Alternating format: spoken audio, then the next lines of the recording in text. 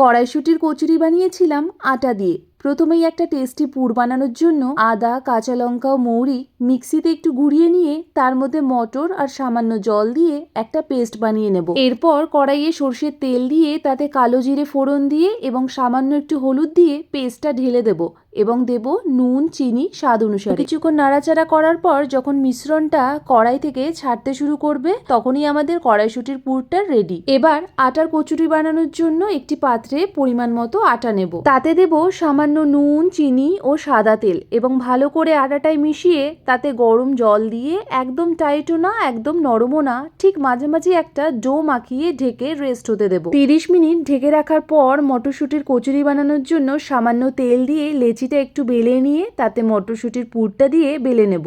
একে একে কচুরিগুলো মিডিয়াম ফ্লেমে গরম তেলে এপিট ওপিট ভেজে তুলে নেব। এবার গরম গরম পরিবেশন করুন আপনার পছন্দের সবজির সাথে।